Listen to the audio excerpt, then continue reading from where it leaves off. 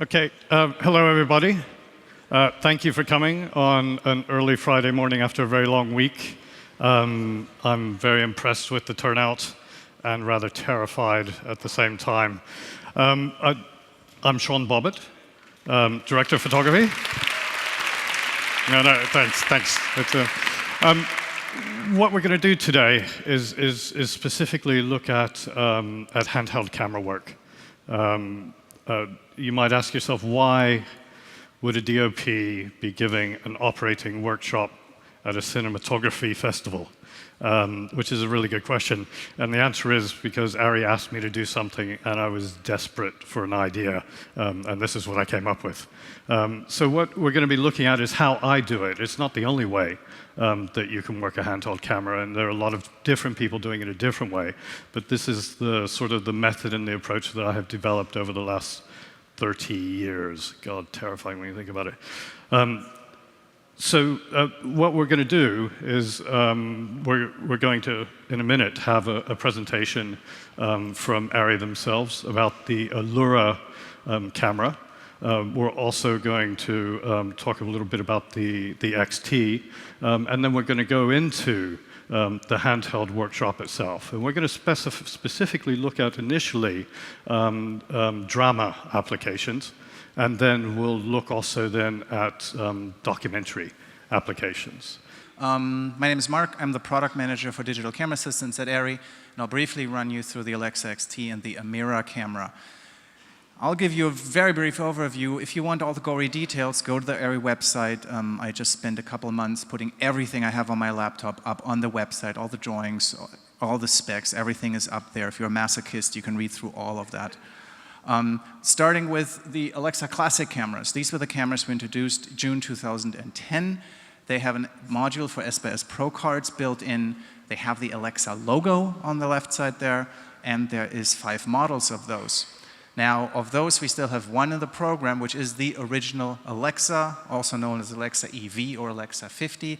That is still in the program and has all the advantages of the Alexa, including the, in my opinion, still unsurpassed 14 stops of exposure latitude. Now, this year, earlier, we introduced the Alexa XT. XT stands for Extended Technology, and there we've come up with a new side module that allows you to record ARRI RAW at 120 frames per second in camera. That was a big change. You can also record onto SBS Pro cards or the new CFast 2.0 cards with adapters. The XT camera has 9 new features, and I won't go through all of those right now. As I said, that stuff is all there on the website. And all the XT cameras now have a 4x3 sensor. And that is good for 2 things. A, it allows you the most efficient use of anamorphic lenses, and B, it gives you a little more room to play with when you shoot with spherical lenses. Anamorphic, how does it work? You want this at the end. What you do is you get a lens that squeezes the image by a factor of 2. So from your 2.39 to 1, you get a 1.195 to 1 area you want to record or capture, to tease Tom Stern a little bit. And this is what it used to be like with film. The circle there is what most lenses project, most anamorphic lenses project, the image circle, and then the rectangle shows you the actual size of super 35mm film, and the full square here, that's the 1.195 area that on a film camera you would record when you shoot with anamorphic. Now let's look at the Alexa in 4x3 mode. It looks like this. Again, the rectangle here shows you the actual image the Alexa can record, and the filled in square here, that's your 1.195, that the anamorphic that you record in anamorphic, which means with Alexa, it's just like shooting with film. The great thing is all the lenses retain the same angle of view, and you're using most from the sensor. Now, if you shoot with Alexa in 16:9, or most of our competition, your sensor is this big. It's a 16:9 sensor. It's as wide, but not as tall. So if you want to use this, the 1.195 in the middle for anamorphic, you end up with a very small bit of sensor, fewer pixels, fewer photocells on the sensor, and also the angle of view of all your lenses changes, which is a big pain in the ass. That's why we're really big believers in 4x3. And then the second advantage of 4:3 is if you do shoot a movie in 16:1 or 1.85, you have extra room on the top and the bottom, and specifically big visual effects feature films, they like to put the markers there, the tracking markers on the top and the bottom, where they are in the image, but they don't end up on the screen. So that's another great use. And I was very surprised when we came out with the XT cameras, how many people actually ended up doing that. All right, switching to the internal filter module, we have had an idea at the very beginning of the Alexa development to put a filter between the lens and in front of the sensor right here. However, we couldn't find ND filters that we deemed good enough for that. So we said, we're not going to do this. Until very recently, one of my colleagues found such filters, and we've come up with the internal filter module that is available as an upgrade for existing cameras or with the XT cameras. Now, these are the filters. There are 8 filters from ND.3 to ND2.4. And it's very convenient to have them in the camera. You don't have reflection issues in the matte box. They're smaller, lighter. Everything is great. But the really cool thing is the optical performance of these filters. Little history. This is a graph. You see your light wavelengths here, going from ultraviolet to infrared. And then here you have stops of attenuation. How much darker do you make the image? And this is a graph of a traditional classic film ND filter. What happens is that you attenuate, it's an ND 1.2, so we attenuate 4 stops. In the visible range, everything is fine. And then here at the near infrared, it starts opening up. It doesn't attenuate the light energy anymore, which was totally fine for film because film was not sensitive in that area. Film didn't care. Everything was great. The world was great. Then digital cameras came out, and they're very sensitive in the infrared. So all of a sudden, because of this, you started to have infrared issues. And the filter manufacturers reacted by building in infrared cutoffs into their ND filters. So now you have a attenuation of about 4 stops, and then you have an infrared cutoff. And where the slope is and the angle of the slope determines what kind of color tint you're going to get at higher densities. That's not a good thing. So these filters are all fine up to a 0.9, 1.2, but beyond that, at the higher densities, you usually get a color tint, which we don't like. That's one of the reasons we didn't build this into the original Alexa. These filters we found now, it's actually a new coating technique. The filter doesn't have little particles in the glass like most filters. It's a special coating, and this is what it looks like. And when our engineer showed this to me, I said, boy, I can't really show this. Nobody's going to believe this. But he says, yes, yes, I measured it. These are the actual measurements from the first prototypes of the filters we get. It attenuates across the whole spectrum evenly. And maybe if we can turn the lights, Bernhard, could we dim the lights? So graphs are fine. Engineers love graphs, but you guys are cinematographers, so you want to see pictures. So this is an Alexa with no filter. Then here is the same Alexa with a film ND 1.8. Going back, you see it gets a little more magenta there. No filter, ND 1.8, no filter, 1.8. Then I have again no filter, now with an infrared ND. This is the one that goes a little greenish. And then going to no filter, and this is the ARRI full spectrum neutral density filter. No filter, full spectrum. No filter, full spectrum. So that's why we like that, and that's why we built that into the Alexa XT camera. All right, moving on to our new baby, the Amira. Amira is the little sister of Alexa. It's the new documentary style camera. She's smaller, she's lighter, she's designed for single owner operator. And it's a very pretty little camera with some lovely features. All right, that is it for me. Sean, you're back up. I just quickly show my favorite picture. That's Alexa on the set of Skyfall. Isn't it beautiful? Think about this. You read the script and they're saying you're shooting in a moor, there's no electrical light, no moonlight, no nothing. How do you light this? It was brilliant. If you haven't seen Skyfall, go see it. That whole end is a brilliant, brilliant sequence he did. Why handheld for this shot and not Steadicam? I mean, anyone have an opinion as would it have been better Steadicam? What do you think handheld does for this shot? From my point of view, it gives a sense of realism, and it makes the danger more appear more real. If you to have it like Steadicam, it can take you out of that reality almost and remind you you're watching a film. Yeah. I mean, people have different perceptions of what handheld does. emotionally for the audience. And that's certainly one of the perceptions. You know, you always have to question when a director says, let's go handheld. What and why are you going handheld? And for me, you know, quite often it is simply a lack of idea. And it's like, oh, well, if we put it handheld, it'll feel kinetic, and it'll feel real, and it'll make, you know, do all these things that actually probably might or might not work, I don't know. But if you have a solid story reason for going handheld, then that justifies it for me, and I'm quite happy to do that. As I do handheld, the one thing that I'm always attempting to achieve is stability. You know, if someone says, oh, put a bit more life in the camera, I generally tell them to go fuck themselves, because I'm working as hard as I can to create a stable frame the whole time. And as we go through the exercise, I'll show you little trips and ticks to how to do that as you're actually operating. Handheld work is a physical activity, and it can very easily put you into a position of danger. And you must always be aware of that. There's no excuse for anyone ever to be injured on a film set. And if you are a cinematographer or an operator, you know, this is your living. If you get hurt and disabled, then you can't do it anymore. And so as we go along today, we'll be looking at those elements that you should be thinking about and incorporating into your approach to handheld, which will ensure your safety and also ensure your longevity as an operator.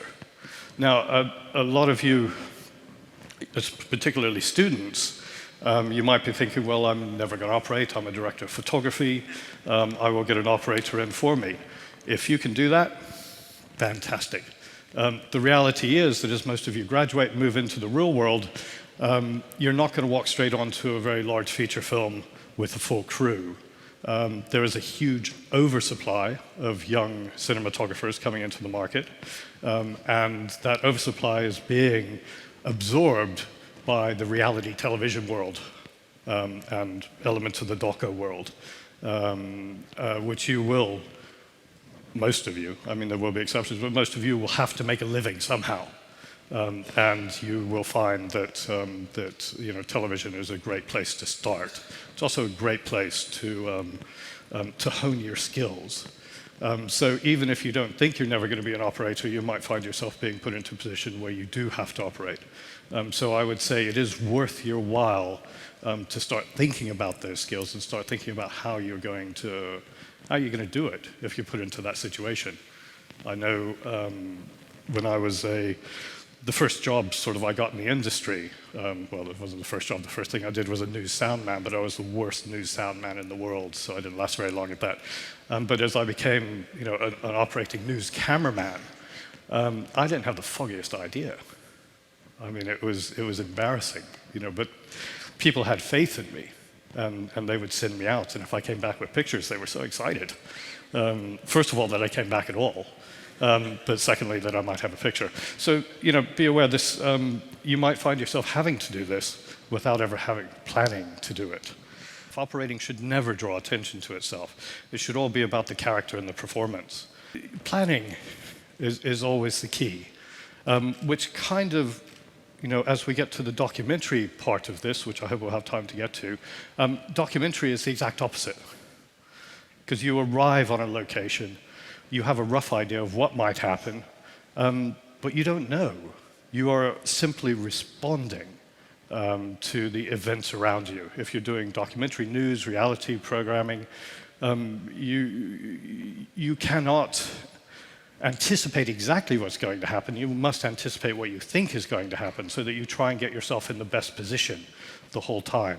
So another reason for using handheld, and it's something particularly in this film, which we explored and utilized, I think, I hope so, fairly successfully, is the freedom that gives the actors to move around. They don't have to hit marks, they don't have to do the same thing every single time. And so, depending on the type of film you're working on, the actors you're working with, the director you're working with, that can be incredibly creative. And it also, for the operator, can be incredibly creative. Because you know where you are, you've read the script, you know what's going to happen, but you don't know exactly how it's going to happen. So there's an awful lot of fun to be had as an operator in being in that position and on the fly, finding those compositions, finding those movements in relation to the way in which the actors are performing. So the handheld, apart from the emotional element it has, it also liberates the camera and the actors. You can also do things. I mean, like I say, that couldn't be Steadicam because Steadicam simply wouldn't get into the hole. There are a lot of places. For example, this set is not Steadicam friendly. A lot of sets aren't.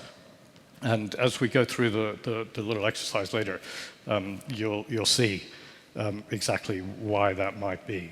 And a lot of people ask me, do I use the Easy Rig? I had an Easy Rig.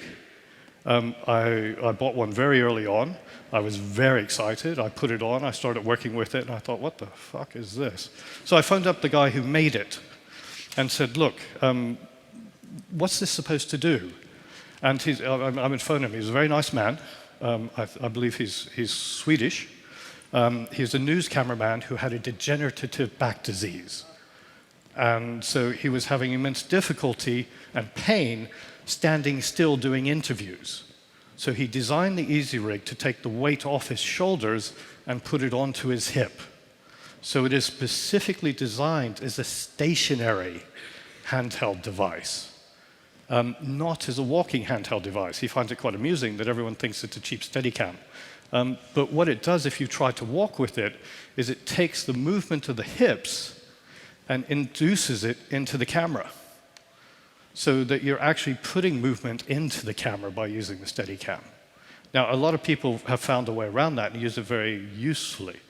And good luck. When I had my Steadicam, I found it incredibly useful for one specific handheld shot, and that was when you're looking down at a very steep angle. That is really, really difficult to hold for a long period of time. And I found because you could put the weight of the camera onto the Steadicam and you didn't have to bend your back. And this is, back, knee, hip, and neck problems are the bane of any handheld operator's life. And we'll talk more about that as well, hopefully.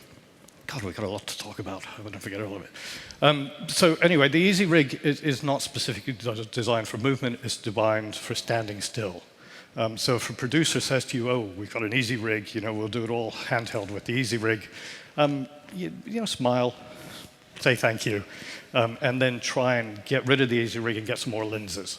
Because generally it's not going to do what you really wish it would do, and that is to give you that really smooth gliding move, which only Steadicam can. But you'll find quite often as you go along that even if you had discussed doing everything track and dolly and tripod and everything else, there's one time when inevitably you will suddenly go to handheld, and that's the last scene of the day. You've got 20 minutes left, if you're lucky, and you have 3 people in a room having a 2-page dialogue. How are you going to do it?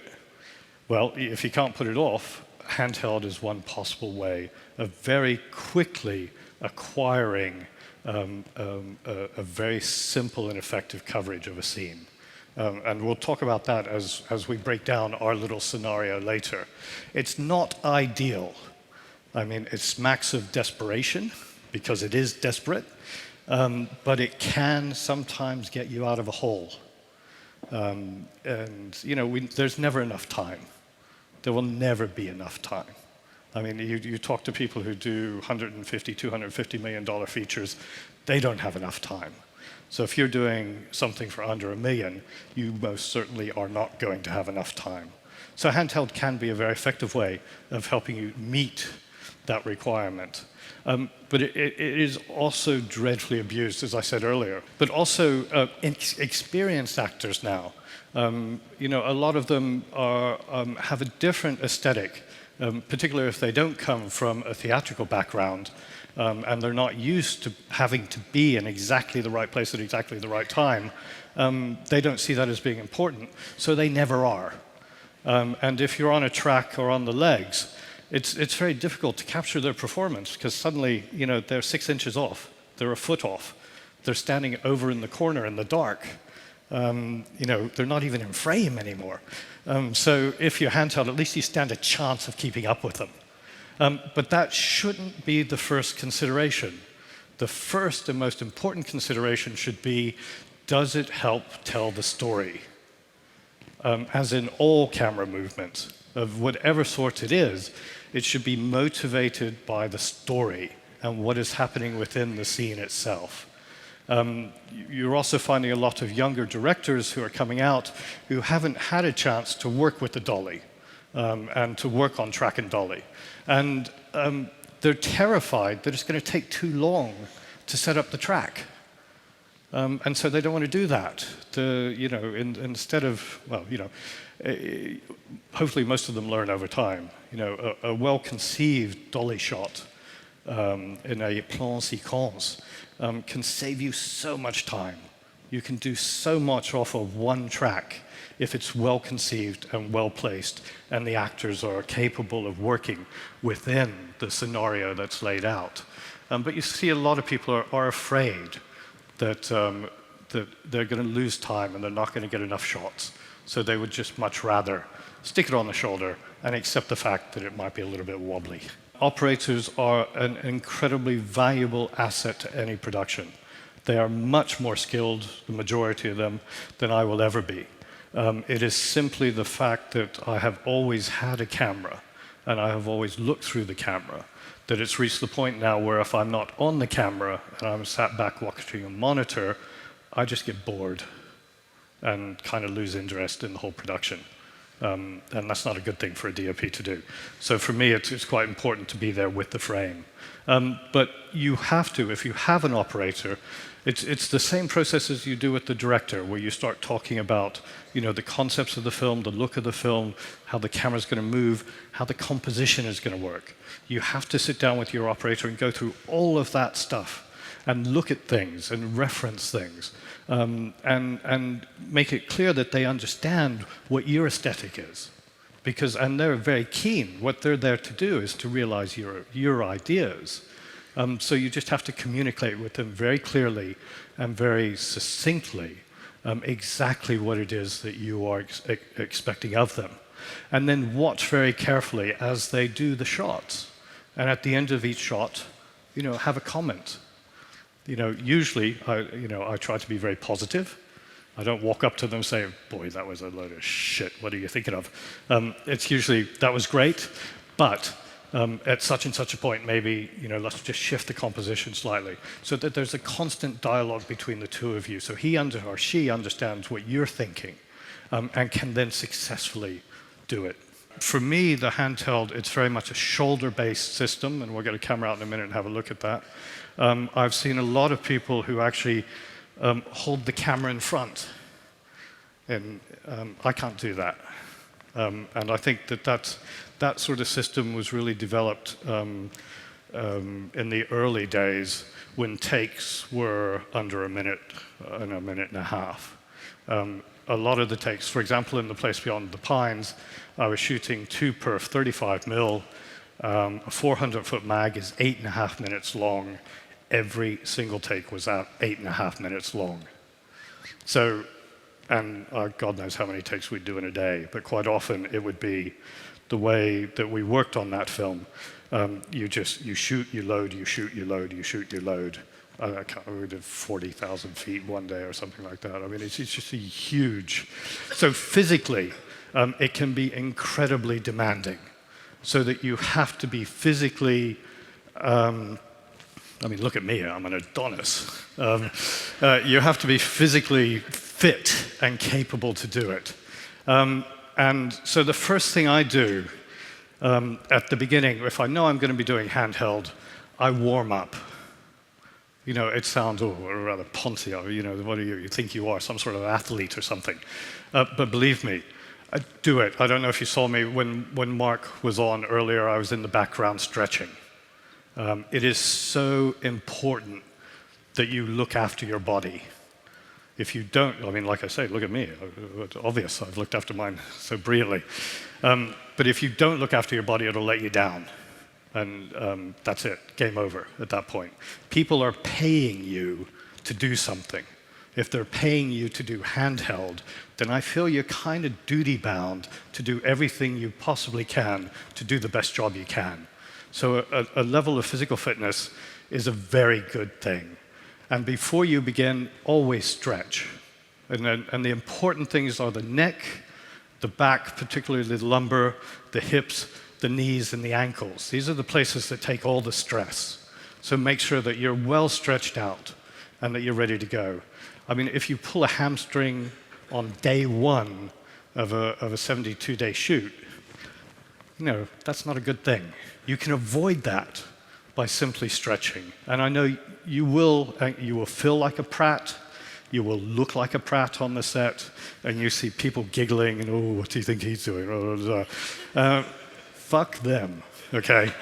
You want to be doing this for the rest of your life. I'm 54. I want to be doing handheld till I'm 75. God, do I really? No, I don't know. I know I'm really going to regret having said that now. At about 65, it's going to be fuck. So I warm up. I make sure I'm wearing the right clothing. Okay? Starting at the bottom, boots, ankle support, absolutely crucial, particularly if you're working over uneven ground. This set here has been beautifully constructed.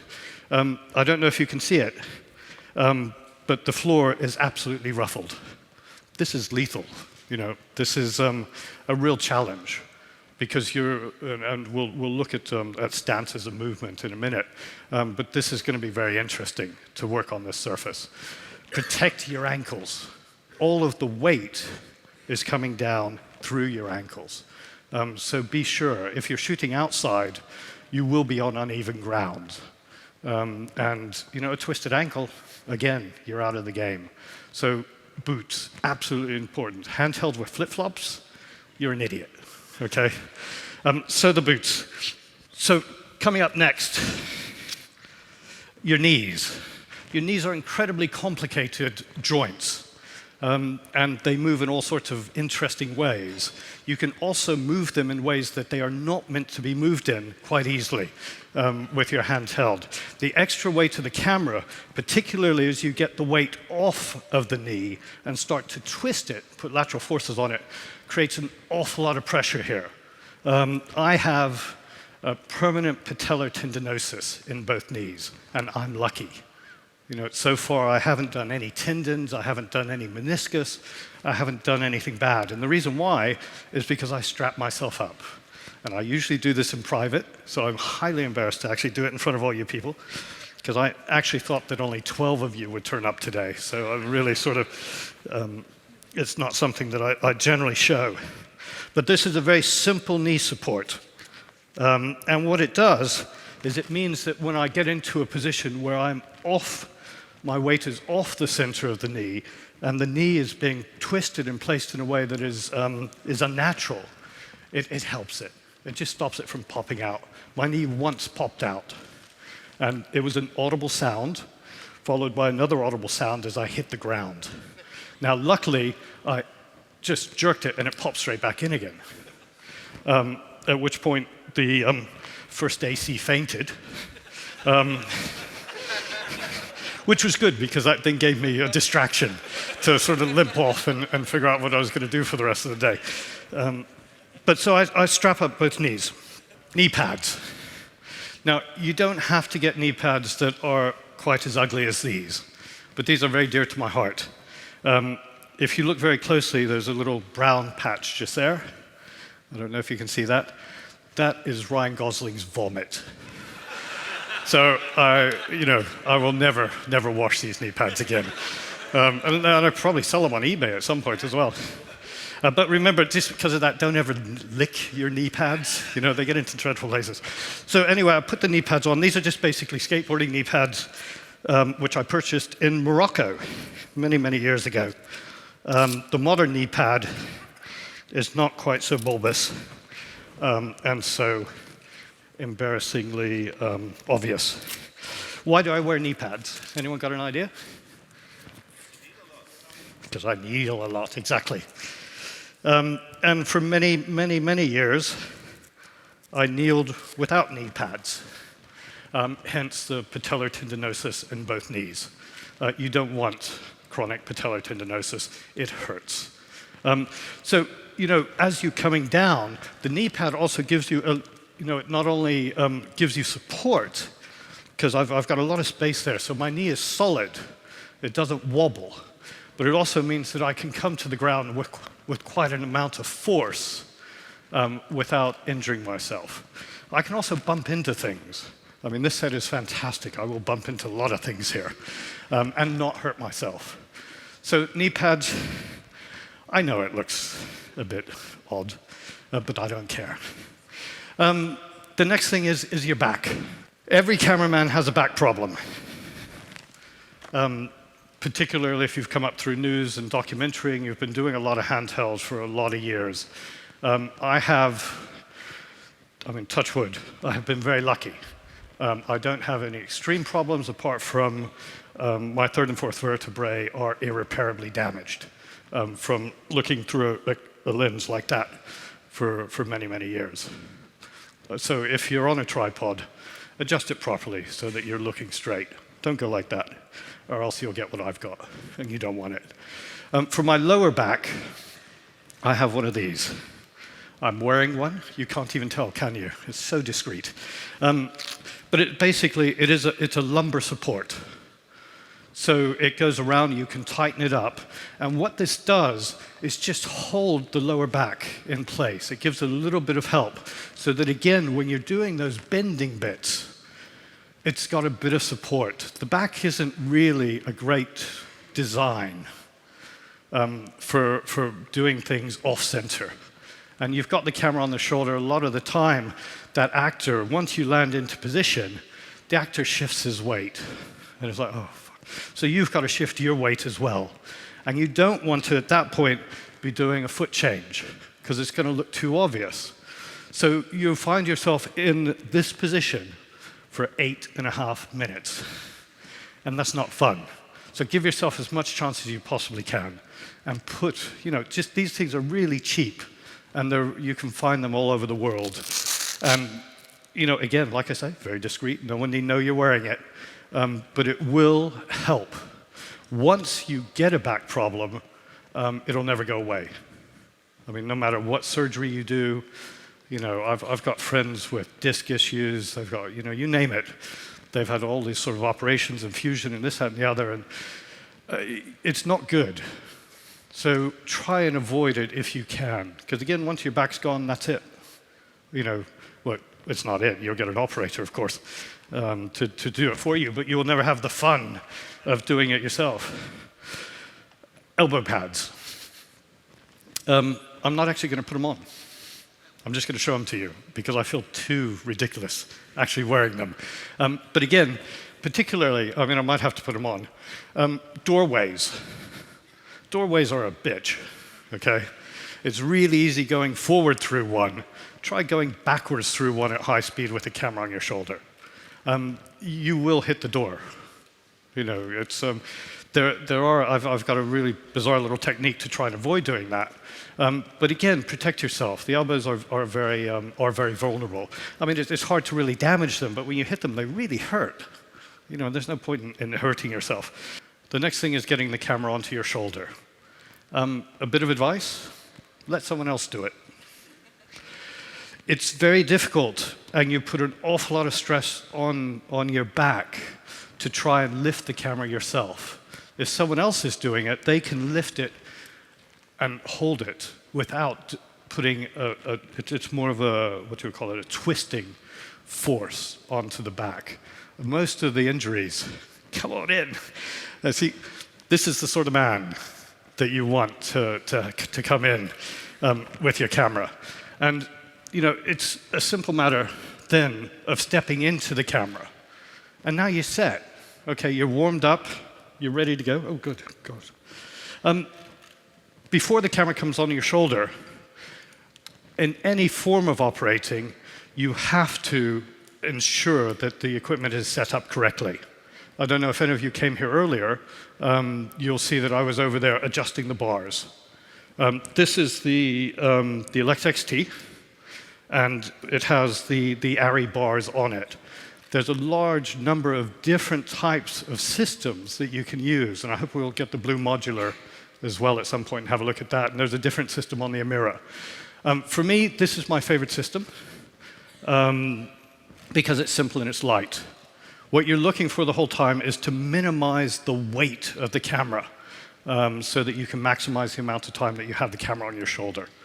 And generally speaking, usually, I wouldn't stand here with the camera on my shoulder talking, so I'm going to give it back. The trick is only put the camera up when you need the camera. Don't do that macho sort of posturing. You're going to wear yourself out, and you're going to be doing enough of that to begin with. But ensure that it is set up correctly. For years, grips would just look at me and sort of, because they have to run behind me with the grovel pad. And I'd say, no, I don't need a grovel pad, I'll be fine. And then I'd go down onto the hard floor and I'd be, oh, fuck, I hurt. Can you get a grovel pad? So if you have the knee pads, then you don't have another person running around the set. Because this is another thing, when you're doing handheld, you're not alone. You have a focus puller. And the focus puller has to be able to do what you're doing. You also usually have a boom operator who has to fit in there somewhere as well. So, you have to bear in mind that there are an awful lot of other people running around with you. If you add a grip with a grovel pad, trying to get through that doorway, all 5 of you, you're going to get into trouble. So, after many, many years, the knee pads made sense. I mean, if you're afraid to go through the doorway, you're never going to make it through the doorway. It's like these things, you commit yourself to the doorway. I believe in the doorway, I know the doorway, I will master the doorway, and sort of go through the doorway. If there's any doubt in your mind, you're going to hit the door frame, guaranteed. If you do a martial art of any sort, or even if you do fishing, or well, not less fishing, I just fish. I just want to put that in there because I love fishing, fly fishing in particular.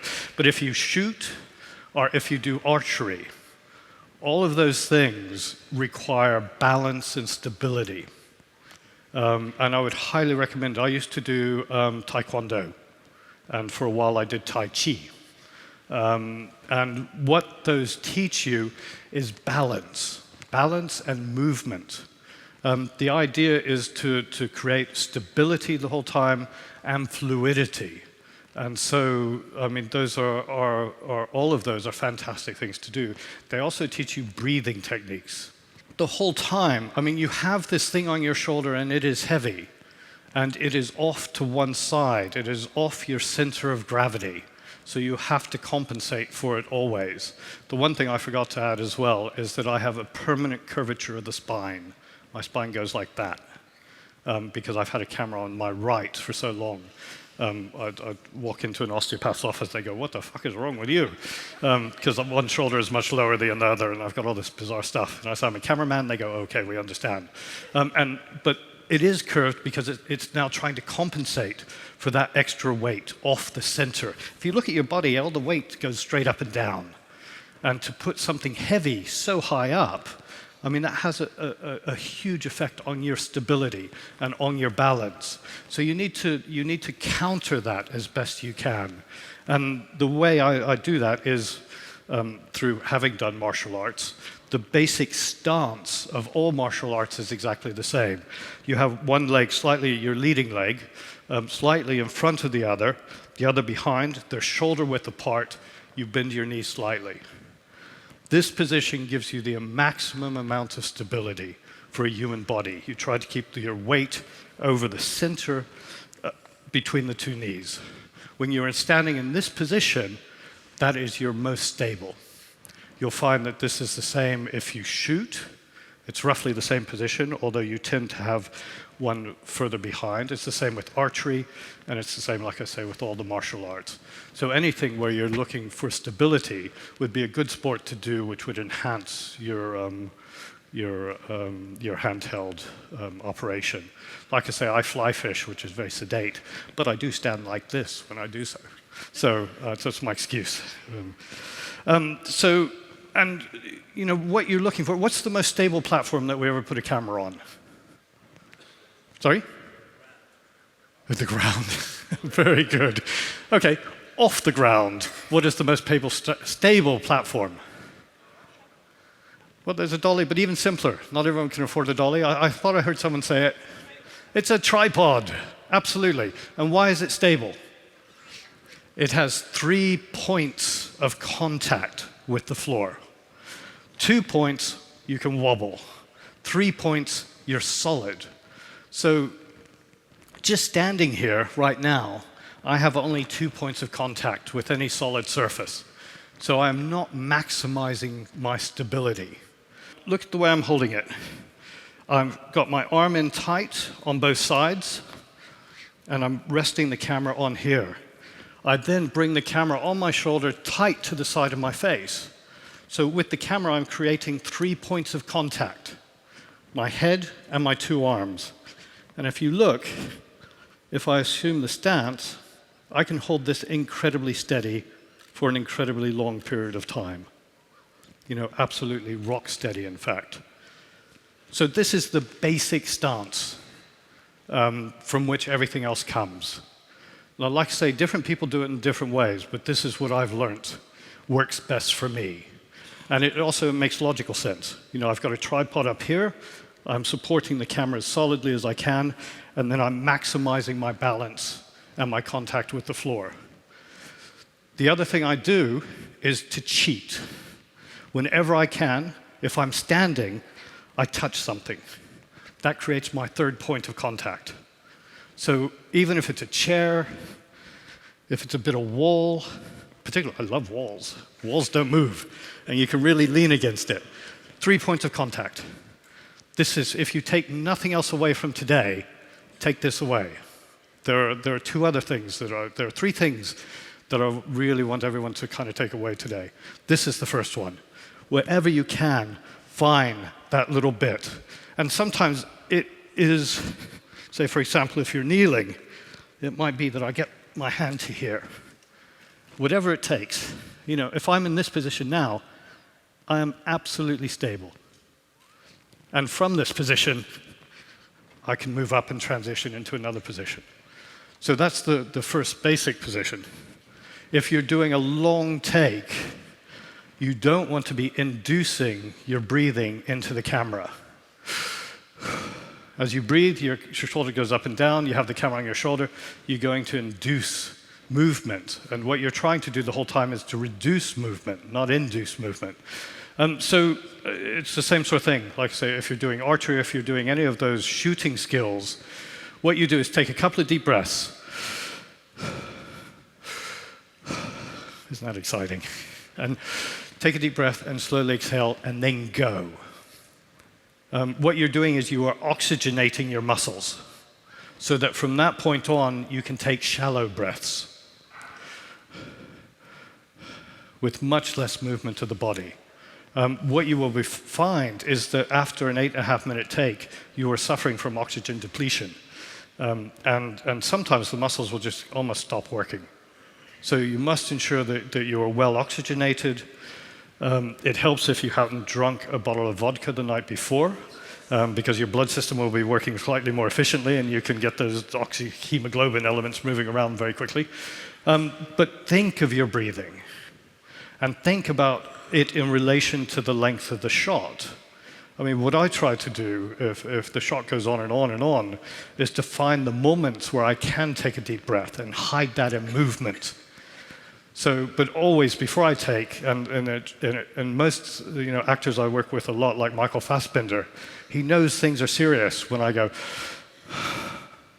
and you can see him just sort of tensing because it's time to go at that point. So think about your breathing because it is actually important. I mean, one of the things I would say, whenever you can, avoid putting the weight off of the knee. Avoid going beyond the knee. If you keep that weight straight up and down on the knee, that's what the knee is designed to do. And that's also in all the martial arts, is what you're taught to do, is to move your weight over the knees, and that gives you stability. As part of that process of keeping the camera tight to the body, I kind of wedge it in with the viewfinder, so that, again, it's another point of contact. And it also means that you're trying to avoid the camera bouncing up and down for two reasons. One, so that the frame doesn't bounce up and down, but secondly, so you can watch the bloody thing. I mean, if it's bouncing up and down the whole time, you're like, you can't actually operate it. So you're looking for that really solid sort of sitting of the camera on the shoulder. Thank you for that. I forgot that. Which reminds me of another thing that I forgot to put out. Gloves. These are my gloves. I love them. They're bicycling gloves. Absolutely fantastic, because they protect your knuckles as you hit the door. It makes it much less painful. But they also have gel foam inserts. If you do a lot of handheld all day long, you'll get blisters just on the inside of your hands. This will stop you from getting blisters. It also means that when you get all hot and sweaty, that you still have a solid grip on the camera, so that it doesn't slip around in your hands. So, if you don't wear anything else, at least wear the gloves. I can understand people not really wanting to wear the knee pads because they do look a bit much, but wear the gloves. The other reason I wanted to show this, talk about it, was one of the most powerful things that an extended handheld shot can do is to grip an audience and hold an audience and pull them into the action and to actually magnify the emotional content of the scene. I mean, that's, once it begins, is all one shot. And because it's one shot, and because there's no edit in it, at no point are you subconsciously reminded that you're watching a film. So you're not given an escape at all. You have to watch it or you have to turn away. And it is a very effective way, I think, of highlighting particularly moments of violence. The worst thing of all is to get to a position where you're out of balance and not comfortable and know that you have another 6 minutes. And sometimes if you can adjust the blocking slightly so that for that period of time you at least get a wall to lean against, or you get a chair to balance across, or you can put something on the set for you just to get a little bit of purchase on to give you just that little thing. I mean, the thing is, all the time you're cheating. You're looking to cheat. There's nothing, it might look very macho to just stand there the whole time and take it, but actually that's not very effective. I mean, I have to say, when we get to the ARRI, and I hope we have time to get to the ARRI, because for a handheld, it is absolutely astounding. The balance of the camera is unlike any camera I've ever put on my shoulder before. When I was at the booth the other day, they stuck it on my shoulder, and it just sits there, and it weighs nothing. And then I went to take it off, and it was like, fucking hell, actually, that is really heavy. It's unique in that regard. Most cameras are not like that. And what tends to happen, I shoot handheld 35mm always with the ARRI Cam LT. I think that it is quite simply the best handheld camera there is. You get a good balance of it.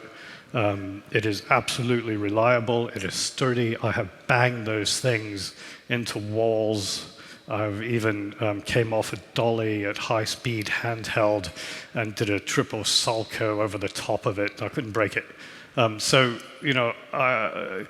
If you can, pick the camera that works best for you. With the 35mm cameras with the 400-foot mag, I mean, they are heavy. Configure the camera so it works for you. I mean, even if you have to add weight, a lot of these digital cameras are too light. I can't handhold them effectively because I have nothing that sits and weighs on the shoulder. So a 5D is a nightmare. I mean, how do you hold that? It's like, so you end up getting all these rigs and contraptions and things to try and stabilize them. And as great as the camera is and the image and everything else, why not just get a camera that you can handhold as opposed? So, make it a conscious choice or decision. If you're going to handheld, then get a camera that you can handhold well. as opposed to trying to handhold something which will defeat you. Being an ex-news cameraman and working in war zones for years, I have the ability to use both eyes. But now that I'm in the lovely, peaceful world of drama, 90% of the time I will have this eye closed and will only be looking through the eyepiece, so that I'm focusing on the frame and the frame only. But if I'm doing something which is very free-form, and I know that there's an actor who's out of shot, I will open my other eye and watch them as well, so that I know when they're going to move. All the time, you're attempting to anticipate what is going to come next, so that you have your body in the right position and your weight balanced correctly. For example, if I'm filming a dialogue here, and yet I know there's an actor over there, and I'm going to have to go to that actor, instead of ending up in this stance, I might end up in this stance, or the other way around. I might end up trying to get into here, so that my body is open to that movement. So these are the things you think about as you're starting to choreograph a move. So spend as much time as you need rehearsing the shot, laying down the shot, working out all the little kinks, so that when you come to a take, that first take, which is almost invariably going to be the best take, is your best take as well. There's nothing worse than saying, oh, well, could I go again? And you've got a bloody actor who's standing there going, oh, fucking idiot. So you want to avoid that. So rehearse, rehearse, rehearse, rehearse. When you walk into a room, and it's people who you've never met before, who probably have never been on a camera before, who so don't know you, have no idea what it is you do, the first thing you have to do is establish a human contact with them, a really simple rapport.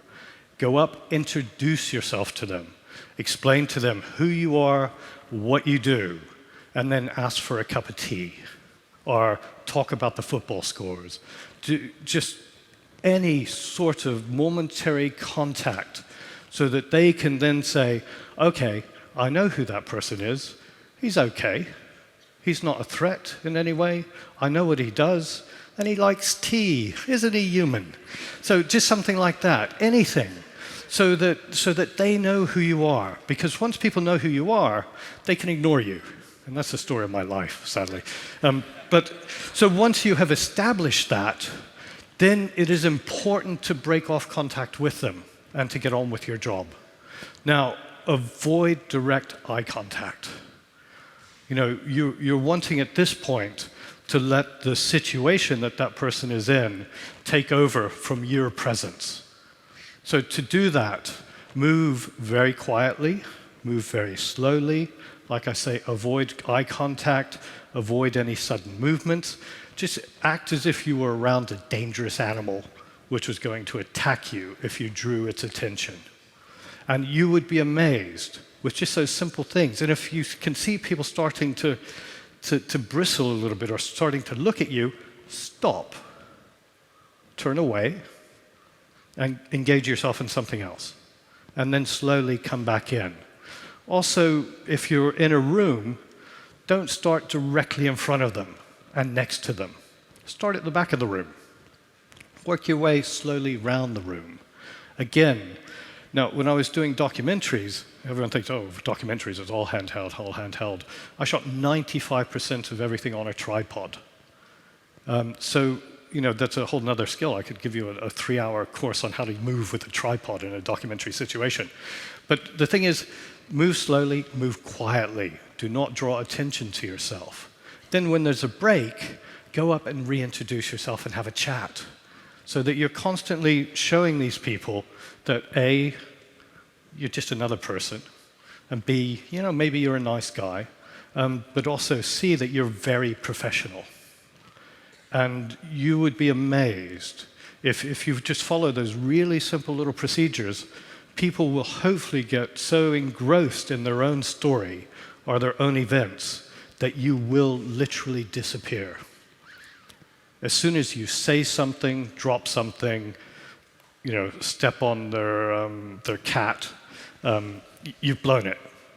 But if you just follow that simple thing, you will disappear. It's the same with actors. Ensure, I always, at the beginning of a film, if I possibly can, as soon as an actor arrives in the town that we're in, if they're doing rehearsals, I go into rehearsals. Not to see the rehearsal, but to introduce myself to the actor or actress, and just to sit in the background so that they become used to having me around. So that it's not on the first day on the set, suddenly this character appears in front of them with a bloody great camera. It's the same sort of idea. Just make sure people know who you are, know what you do. And once they know that, then they can forget you. What I do is, as we're setting up a shot, I walk the paces and I count the paces in my head. As I go by any surface which I think could potentially harm me, I touch it and pace and count and touch. And what I'm attempting to do is to build literally that muscle memory so that my body remembers where things are and that it is happy that if I go 7 steps this way, I'm still a step and a half from the wall. And I know that I can then turn and go 3 steps this way and be in the position for the door. So, a lot of it is this rehearsal. As the shot is being set up, rehearse it, and then I do my little bee dance. When the whole scene is done, I'll stand there and I try to do it away from everyone else so that no one's watching. And I go through and I sit there and I go, okay, I start here. It's 1, 2, 3, turn. And I work on the feet position. That's one thing that we haven't really talked about yet. But a lot of it has to do with how you transition in the turns. So I go through and I'll do the whole of the sequence and trying to memorize the number of steps and then the positions and how I go into the transitions. So you see there, I actually came off balance as I came back. I would then sit and work on that until I had the feet correct, and then do that whole thing. And then between takes, I'll go back. If there's a long break, I'll constantly be working through. So for example, on The Place Beyond the Pines, I was back around the little side of the caravan, going like this. And there was a whole group of people just standing there. But that's very important because your body will then do the job. And it will stop you from hitting the wall. It'll stop you from crashing into that bit there. It'll sort of mentally map the whole space around you. So once you've done that, you can move anywhere within that space and in theory not hit anything. But it doesn't always work. So it's good to have a grip standing there. And the way I work, some people have the grip will actually drag you from place to place. I don't mind that, but I work with a series of taps as well, so that as soon as I get close to something, a tap tells me there's something there, or a tap tells me there's something there, or 2 hands on the shoulder tells me you probably better stop at that point. So that's it. The most important ally you have is your first AD. He does the scheduling. He's the one where you sit down with him after you've done all the recce's and all the tech recce's. You sit down and you say, okay, the way we're going to do this is this. And then he'll go through and he'll work it out and put it into a schedule. And no one ever questioned the fact this took us half a day, because in the schedule it looked great. It just says what the producer looks at is scene 23, 5.5 pages. Now, I can't remember how many pages a day we were doing, but it was probably only 7. So if we've done 5 pages before lunch, the producers are all smiling. They think this is fantastic. And so is everyone else.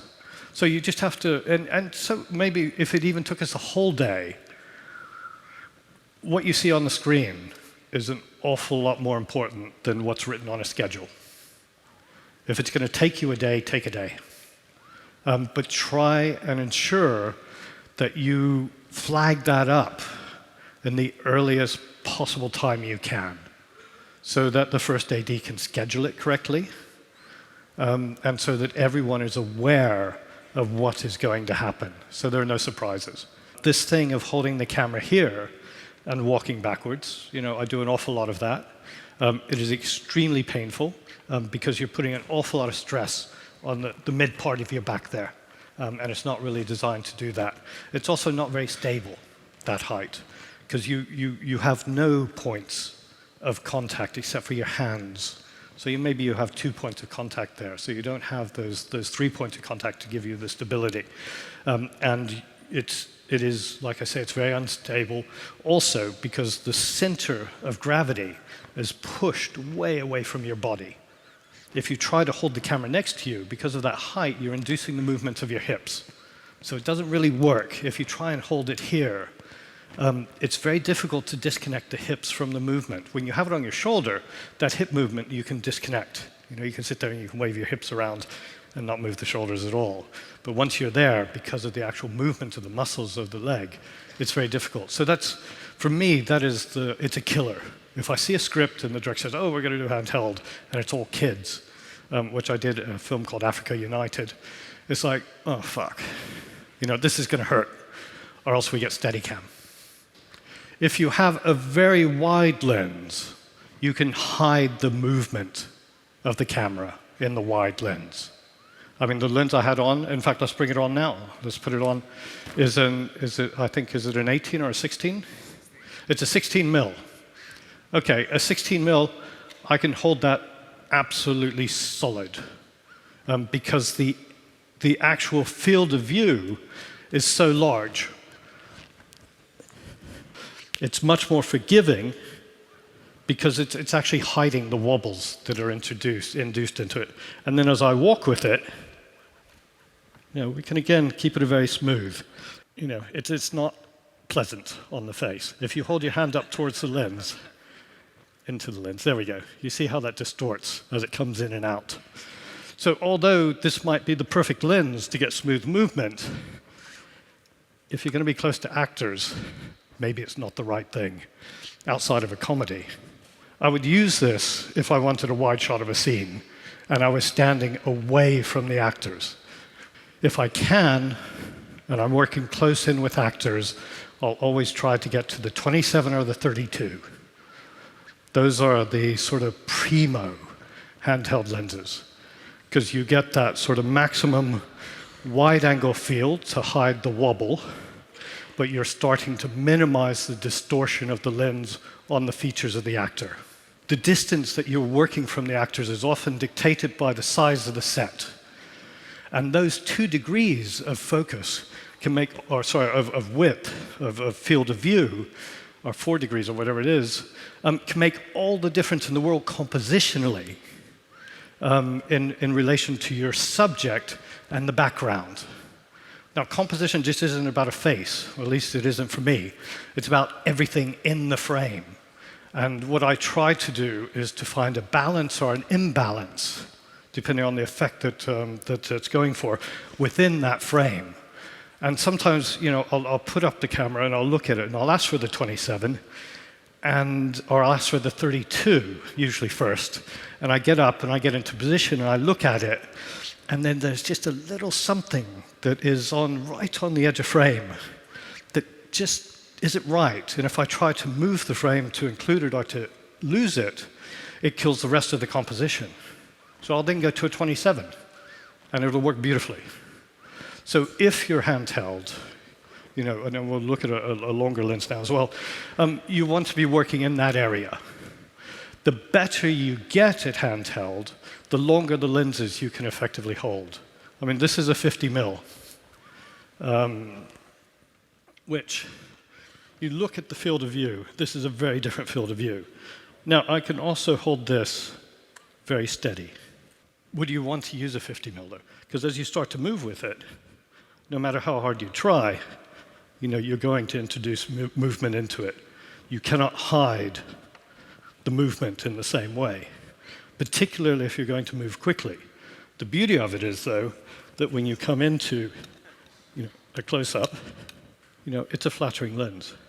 Now, I can hold a 50 fairly stable, for quite a long time, but that's through practice. You give a 50 to most people, and the movement is going to start to become quite noticeable. There's also, so the 50 would be at the top end of what I would hand hold.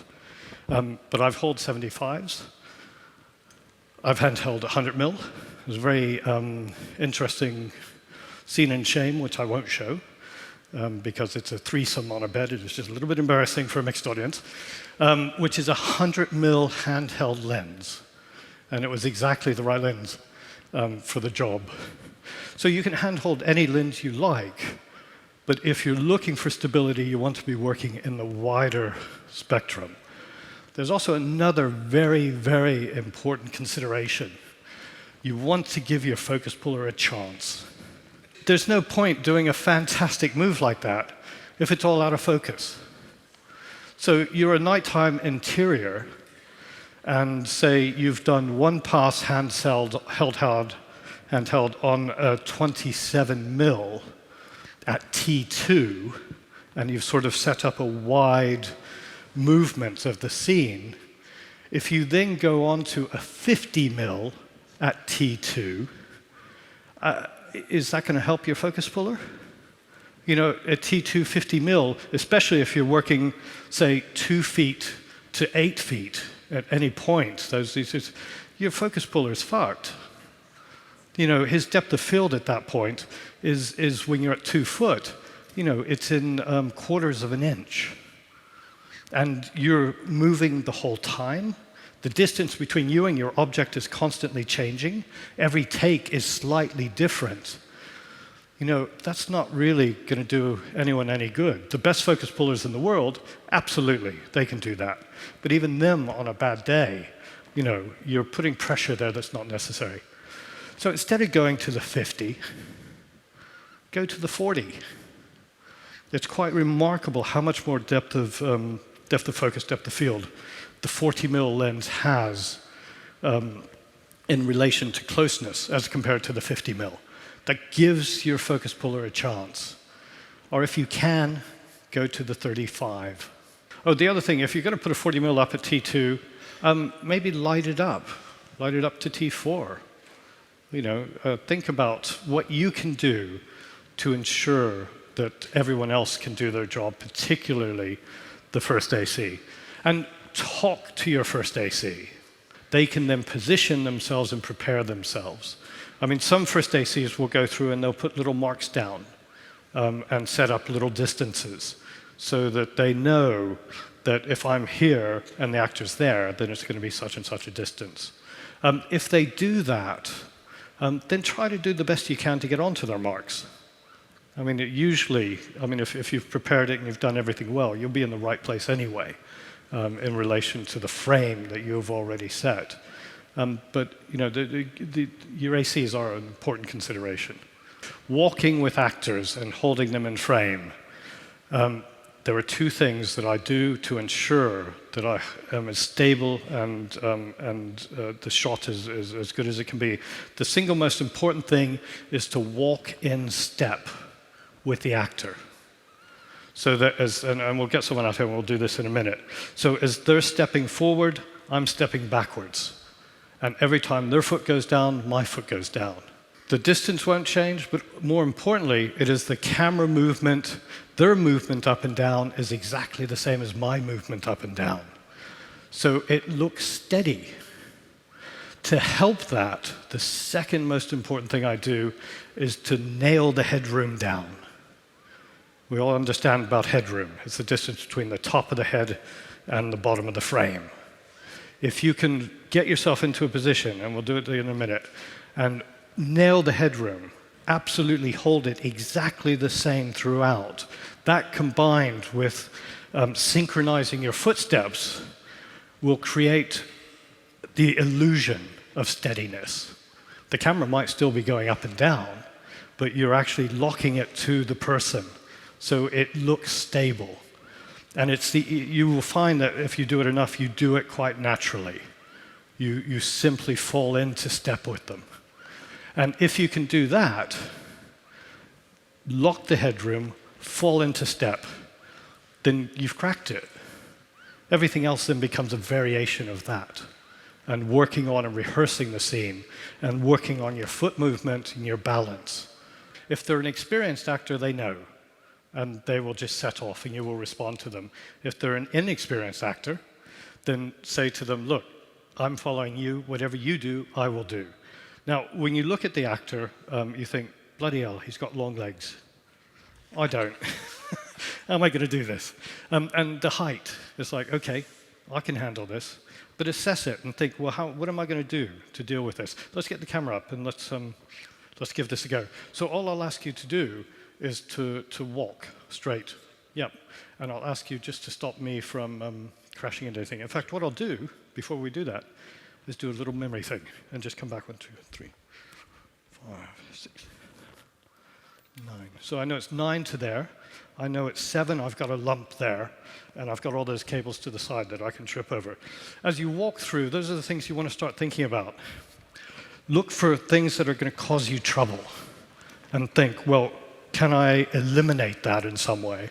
Or how do I deal with that? Anything that you might trip over, you have to get rid of it. And you know, when I say you're locking the headroom, you're still scanning the frame the whole time. I mean, as an operator, you should be constantly scanning the frame. Do you understand what I'm saying by that? That your eye is moving from one side to the other, from the top to the bottom, constantly assessing what is in the frame itself and what your composition is. So when I'm doing handheld, I'm looking straight up and holding, and then scanning quickly, and then straight back up to the top. Scan, up, scan, up. So let's try and give this a go on a 32. OK, so in your own time, just start walking.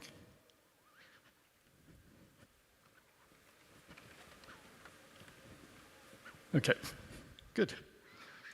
That's it. Seminar over. Thank you very much.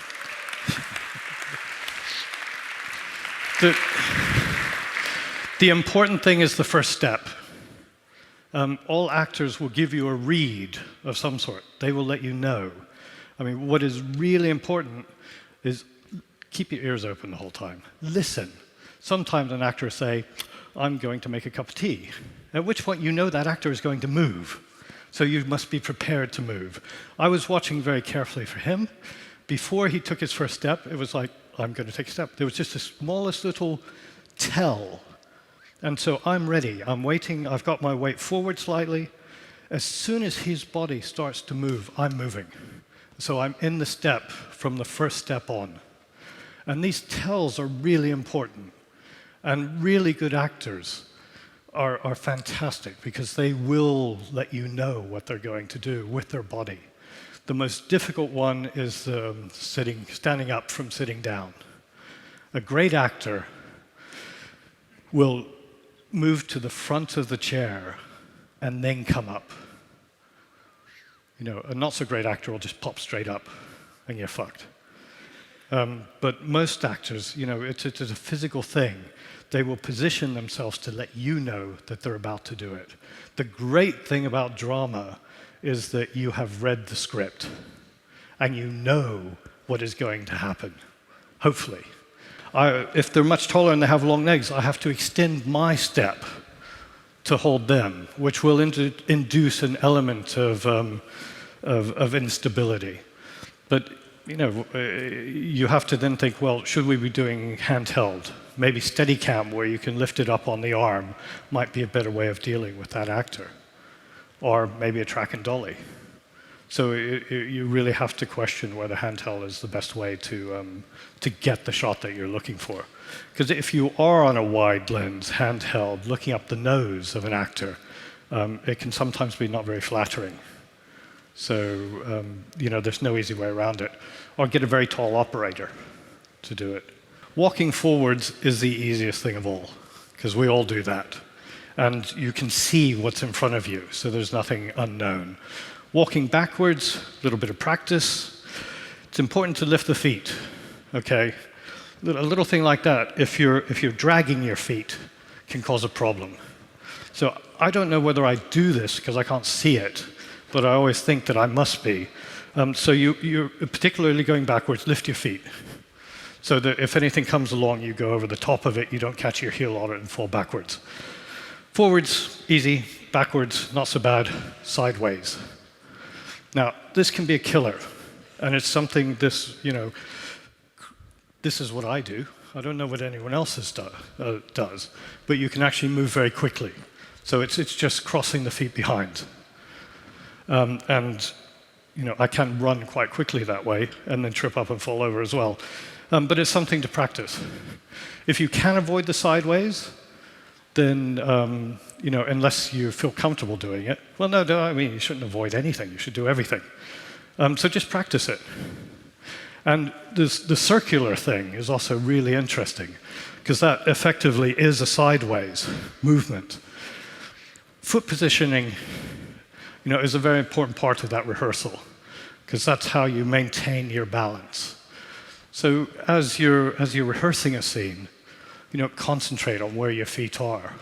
And when you're doing your little bee dance, that's the important thing that you're doing. You're working on your balance and trying to remember how you got yourself into the position you were in that was most comfortable and worked best for the shot. If you look, we have a set behind us. It has been lit by Bernard and his team. Thank them very much indeed. And it is very simple. The one thing you are looking to avoid is throwing your shadow or the shadow of the camera onto the actor, which is exactly what happened there as I was walking. So what I tend to do is this. I light from the outside, I key from one side only, and then everything else is from the top. So that way I've not got multiple shadows.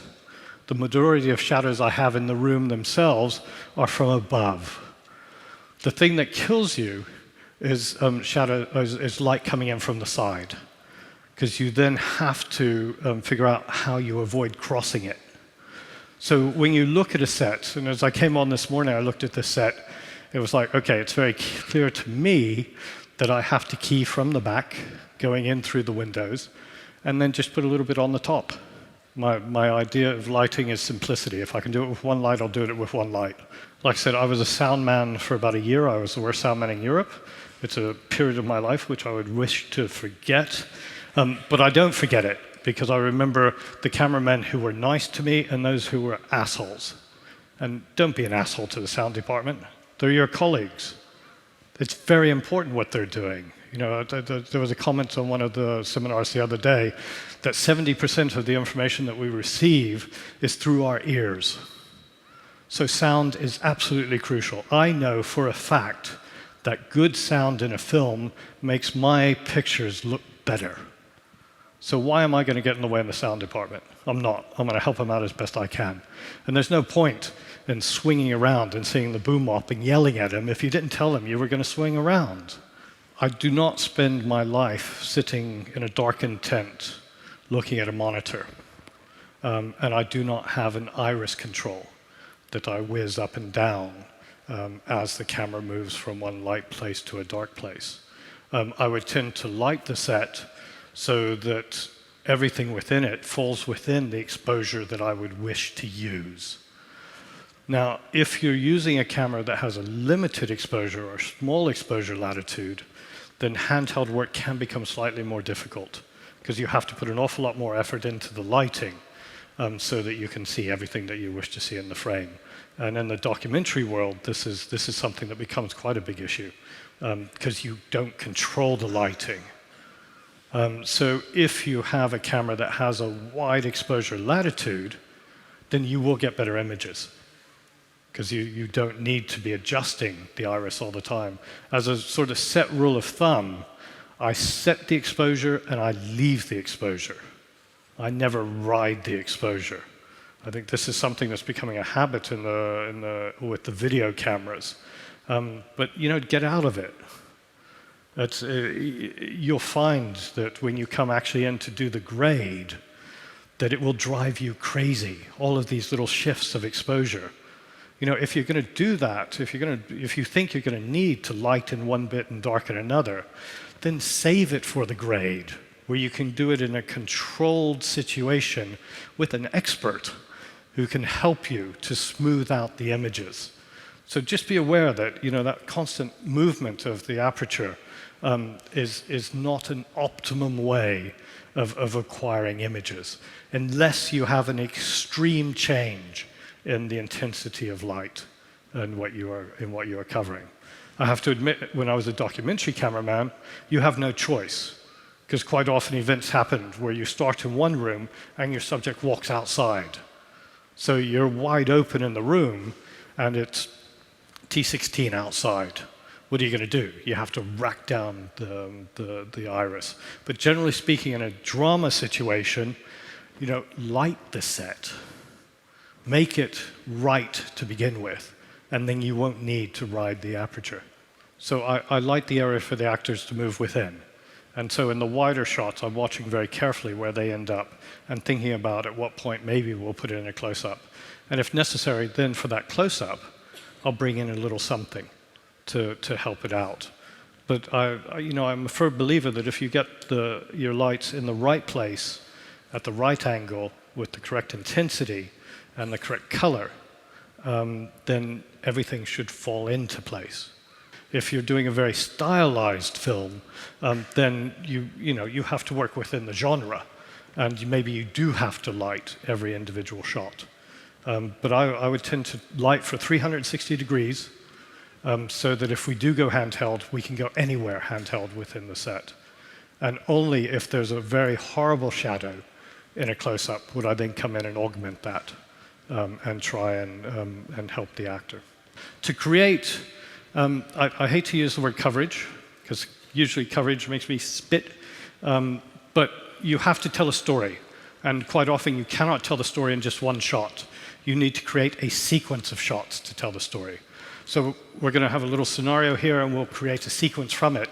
And I'll show you how you can very quickly and simply create an awful lot of options for the editor. You, as the operator, have to make decisions about what is in frame and what isn't. And those decisions have to be, once you make the decision, you have to live with it, basically. You can't stand there and go wobbling around all over the place. So it really helps if you are absolutely in tune with the stories, the characters, and the performance, so that you can start making those decisions based upon what you think is the most important thing happening at that point in the frame. And there's some interesting stuff there. There's bits where the camera moves as Michael's moving, and then suddenly the camera goes solid, and his movement carries on within it, and then it picks up the movement again. Now, why did I do that? Any idea? Because I would really love to know why I did that. I don't know why I did that, it just felt right.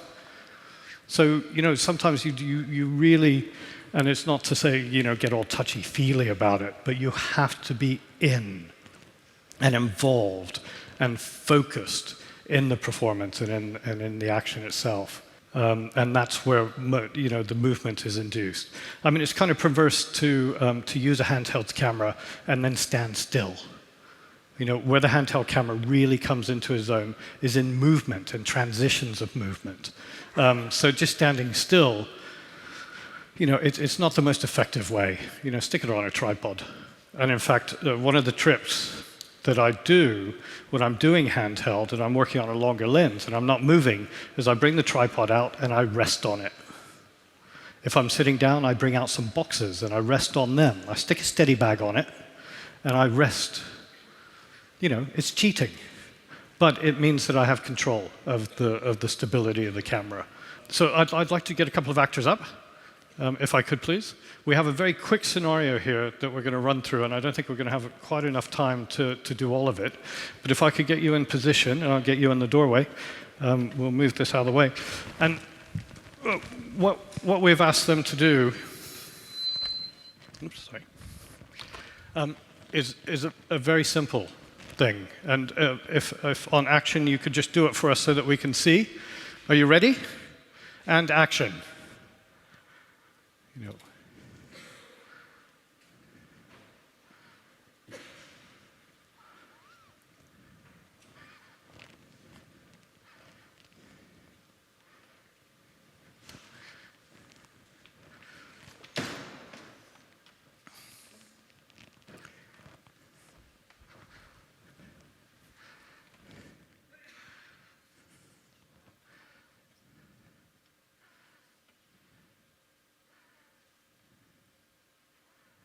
And this is a classic predicament. We have 10 minutes left of the day, and we have to shoot this scene. Okay, so what the fuck are we going to do? The action is very simple. We have one person waiting, one person comes in behind, one person leaves, the other person follows. Okay, we want to do this in one shot. If I'm presented with something like this and I need time to think about it, and I'm being pressured, I go to the toilet.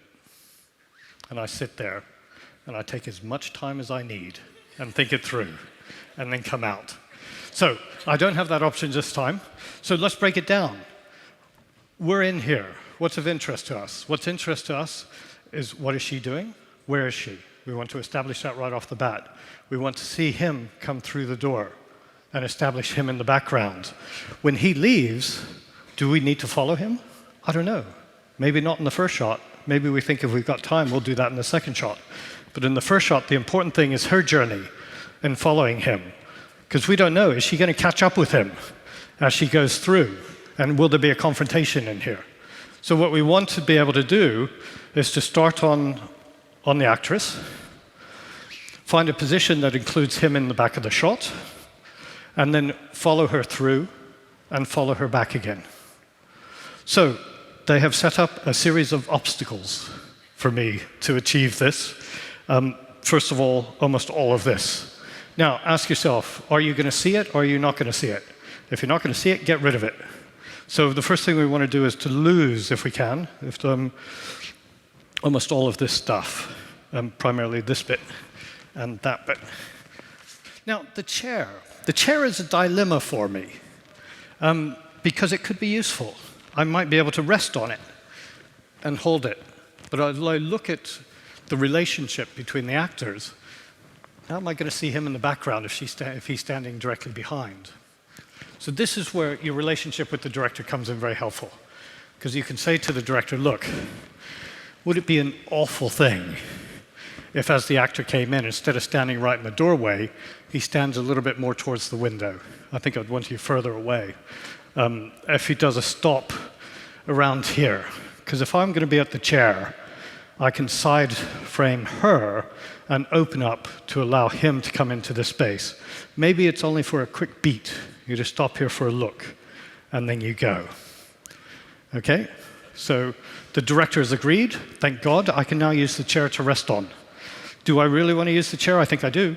Well, okay, I look at this now, and I do this thing, and I go like that, and I think, uh-oh, 32 is going to be too long a lens, because I want to be able to hold him into the background. So ideally, I would look at this, I would say it would be a 21, or I might even do a 25 might hold it. But I don't have a 21 or a 25 here right now. I'll put on the widest lens I have, please. So we'll put on the 16. And then I'll start looking at it. I'll think, okay, I'm going to start here. I'm going to do a little bit of a twist so that he leaves frame. I'm going to reposition back onto her. As she gets up, I get up with her. I need to negotiate this. So I touch these two. I know I'm going to see that. As I come through here, now what's going to be interesting here? Is it going to be interesting just to wait here and then pick her up and come back? Or is that just being a wimp?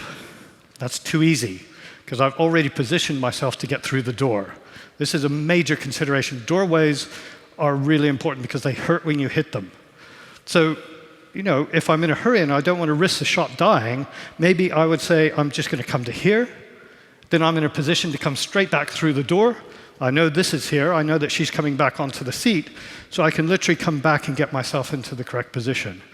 Or I can say, okay, today I had my muesli. I'm feeling very brave. I need more movement in this shot. I'm actually going to come in, and I'm going to come round and move. So watch the foot movement as I came around there. I was crossing the feet because I want to be up on her. And then as she turns, I can follow and come all the way through. That way, I go through the doorway frontwards, which is always easier than going through backwards. And maybe I can then get myself into a position at the end. So, okay, that's what I'm going to do. So I'm going to do that one more time. I'm going to be here. I'm going to start there. He's going to come into there. 1, 2, 3. I know those are there. I can see the doorway as I come through. I know I need to cross my feet and then back cross to get round, front cross again, and then come all the way around and touch that. because that's a possibility. Touch the side there. Come in and down. OK, let's go. So I get myself into position. So close it down a bit. So that's the deep breath. I hope you all noticed. We'll do it again. And action.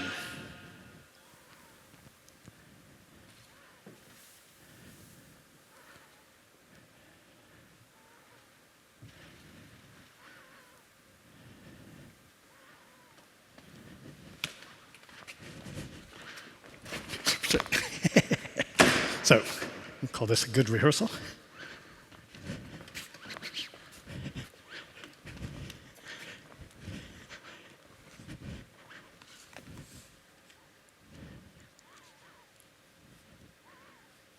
Okay, and we cut there. So, you're very kind to clap, but don't, because I fucked it up. Okay, as I came through here, I think I clipped that. So, but we'll call that a take. So we've got one take, we've got 5 minutes left. We've done all that in less than 10 minutes. Okay, so what are we going to do next? If I want something to cut, maybe what I do next is to follow him. Yep. What helps me right now is that I'm out of breath. I can turn to the camera assistant and say, can we put the 32 on, please? And go, and get myself, relax for a second. We're not going to get time to do all the documentary stuff that I'd wish to talk about, but whilst they're changing the lens, I'll very quickly talk about documentaries. You need a zoom lens. Okay, your hand position is absolutely different, and so your balance is slightly different as well. Your right hand on all of the zoom lenses that have a servo on the lens, the right hand goes onto the servo. Your two front fingers are on the zoom servo up and down. Your left hand goes onto the focus and the iris. So your position is more this as opposed to that. And that gives you the ability to zoom in and out and focus, and when necessary, tweak the iris. So that's about it. That's a big difference. Also, you know, on the ARRI, as I said, the balance is fantastic. So that although because you have your hands forward, you don't have the same amount of stability. But if you have a well-balanced camera, then it is,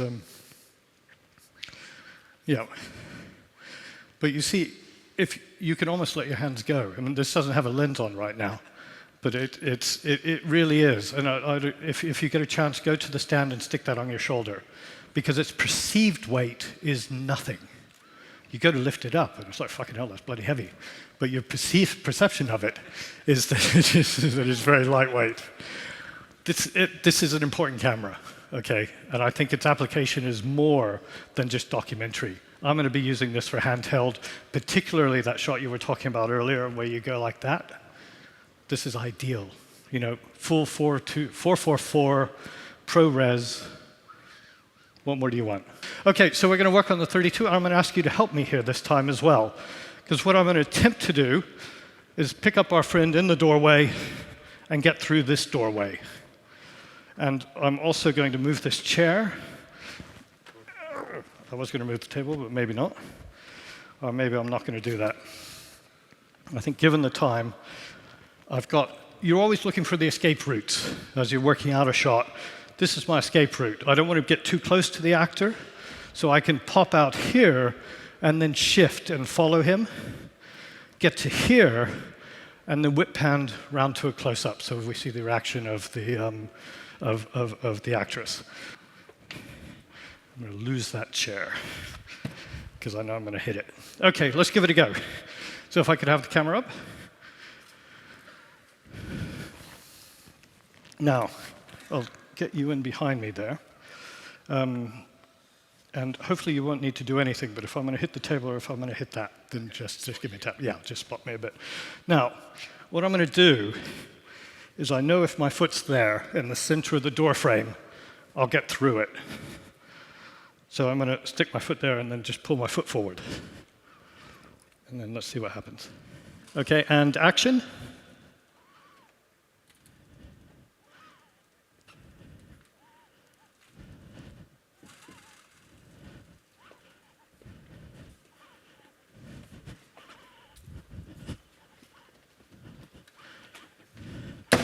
You need to move out. No, you come in. So when you're spotting someone, you have to watch the action. So the idea there was that I would then whip round and see her standing there. So if we got time, let's try that one more time. So that's okay. Now, this is why it's so important to talk to everyone so that they know what's going on. So we'll just try that one more time. So as soon as I get to here, you can step off the set, because from that point, I'm walking forward. Thank you. OK, let's try it one more time. So again, I set myself up. I find the center of the door frame. I take one step forward. Check that I'm going to do that right. OK, camera up, please. Thank you. And action.